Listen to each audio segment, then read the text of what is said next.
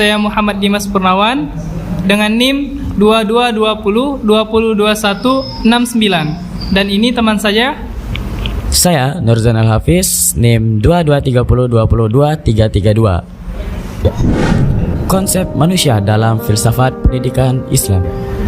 Hakikat pengertian manusia menurut filsafat pendidikan agama Islam. Allah Subhanahu wa Ta'ala telah berfirman di dalam Al-Quran surat Az-Zariyat ayat 56 yang berbunyi, "Wa ma khalaqatul jinna wal insana illa liya'budun." Artinya, aku tidak menciptakan jin dan manusia melainkan agar mereka beribadah kepadaku. Maka dari itu, Allah Subhanahu wa Ta'ala menciptakan manusia untuk menyembah dirinya. Akan tetapi, selain itu, manusia juga memiliki tugas untuk merawat dan memanfaatkan segala sesuatu yang ada di bumi supaya mereka bisa hidup sejahtera dan makmur.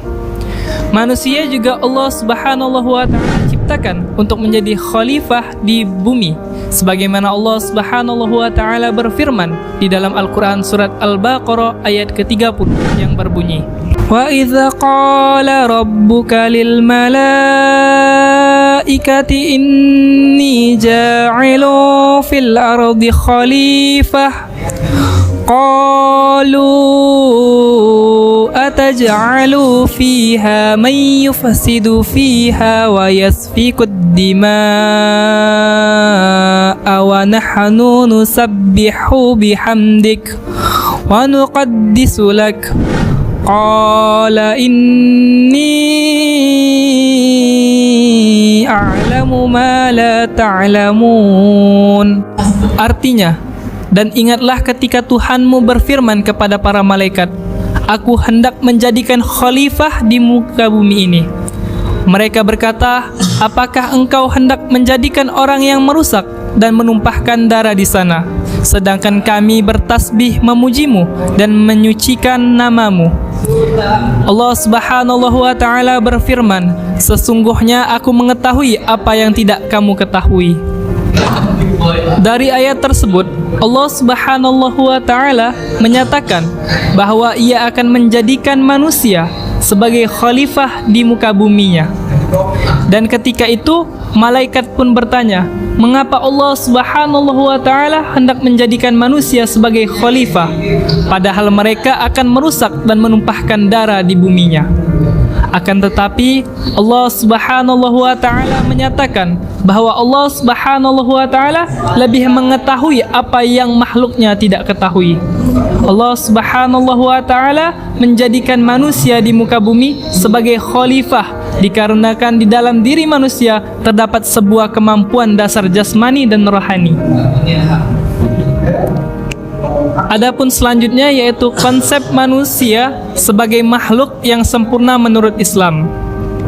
Ya teman-teman sekalian, konsep manusia yang sempurna itu dapat dilihat dari dua hal jika kita lihat dari pandangan Al-Quran. Adapun dua hal tersebut ialah yang pertama, penyebutan nama manusia. Di dalam Al-Quran menyebutkan nama manusia memiliki banyak aspek. Menurut aspek historis, penciptaannya manusia disebut sebagai Bani Adam. Sedangkan aspek biologinya, manusia disebut sebagai Bashar, yang mana itu mencerminkan sifat-sifat kimia sama biologinya. Sedangkan menurut aspek kecerdasannya, manusia disebut dengan insan yang memiliki makna. Makhluk terbaik yang diberi akal sehingga ia mampu memahami ilmu pengetahuan. Menurut aspek sosiologinya, manusia disebut dengan An-Nas, yang mana memiliki pengertian menunjukkan sifatnya berkelompok dengan sesama jenisnya. Sedangkan aspek posisinya, manusia disebut dengan Abadun, yang mana itu memiliki makna menunjukkan kedudukannya sebagai hamba Allah Subhanahu wa Ta'ala yang harus tunduk dan patuh kepada Tuhannya. Adapun hal yang kedua yaitu fitrah manusia. Fitrah manusia ini menjelaskan pandangan Islam tentang keutamaan dan keunggulan manusia dari makhluk Allah Subhanahu wa Ta'ala lainnya. Manusia unggul dari makhluk lainnya karena di dalam diri Mereka memiliki macam-macam potensi dari sejak lahir, yang mana potensi itu terdiri dari: pertama, potensi agama; kedua, potensi akal yang mencakup spiritual; yang ketiga, potensi fisik atau jasadiyah; dan yang keempat, potensi rohaniah meliputi hati nurani dan nafsu.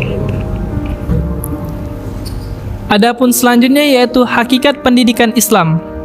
Menurut Omar Muhammad Adapun selanjutnya yaitu hakikat pendidikan Islam. Menurut Omar Muhammad At-Taumi Al-Syaibani berpendapat bahwa pendidikan agama Islam adalah suatu proses dalam mengubah tingkah laku atau akhlak seorang individu dalam kehidupan pribadinya atau pada suatu kehidupan kemasyarakatannya dan lingkungan sekitarnya melalui interaksi yang dilakukan oleh seorang individu tersebut. Ya, mungkin itulah. Selanjutnya akan dijelaskan oleh teman saya. Tapakan Al-Quran dan hadis menjadi suatu dasar dari pendidikan agama Islam itu bukan hanya dilihat dari sudut pandang sebagai suatu kebenaran yang disadarkan kepada keimanan manusia itu semata. Akan tetapi, hal itu disebabkan karena kedua sumber hukum agama Islam dapat diterima oleh akal manusia dan dapat dibuktikan pada suatu sejarah dan kejadian yang terdapat dalam kehidupan manusia. Allah Subhanahu wa Ta'ala juga telah berfirman di dalam Al-Quran surat Al-Baqarah ayat 2 yang berbunyi, pada dasarnya, pengertian pendidikan yang dimiliki agama Islam sama dengan pengertian yang dimiliki pada umumnya. Hanya saja, pengertian yang dimiliki oleh agama Islam itu memiliki suatu dasar, yaitu dua sumber hukum agama Islam, Al-Quran dan hadis. Menetapkan Al-Quran dan hadis menjadi suatu dasar dari pendidikan agama Islam bukan hanya dilihat dari sudut pandang sebagai suatu kebenaran yang disandarkan kepada keimanan manusia itu semata. Akan tetapi, hal itu disebabkan karena kedua sumber hukum agama Islam itu dapat diterima oleh akal manusia dan dapat dibuktikan pada suatu sejarah dan kejadian yang terdapat dalam kehidupan manusia. Allah Subhanahu wa Ta'ala juga telah berfirman di dalam Al-Quran surat Al-Baqarah ayat 2 yang berbunyi, Zalikal kitabu la raiba fihi hudan lil muttaqin. Artinya, kitab Al-Quran ini tidak ada keraguan padanya, petunjuk bagi mereka yang bertakwa. Dari ayat di atas kita dapat memahami bahwa Al-Quran itu terpelihara kesucian dan kebenarannya. Begitu pula dengan kebenaran dari hadis Nabi Muhammad SAW, yang mana ia merupakan sumber hukum kedua bagi pendidikan agama Islam.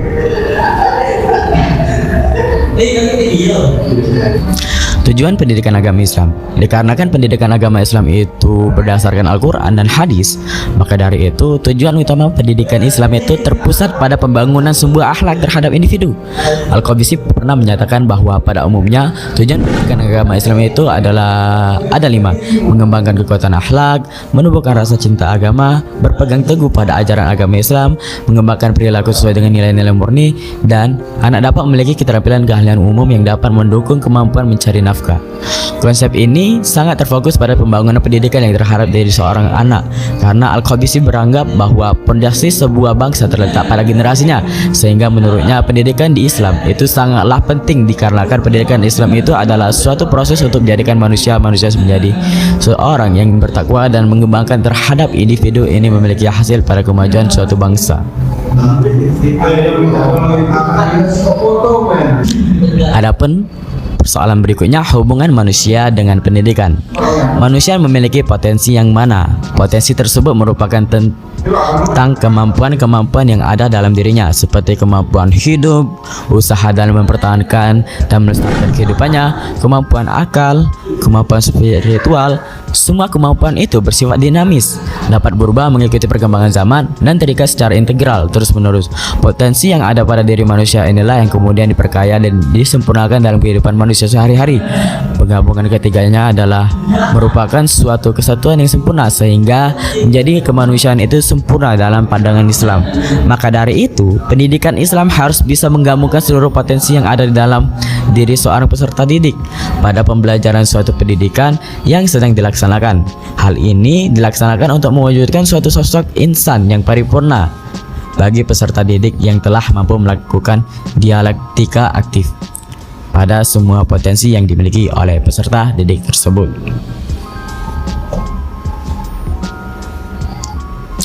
Manusia juga memiliki kebutuhan sebagai acuan dalam pendidikan untuk suatu potensi yang ada di dalam diri manusia.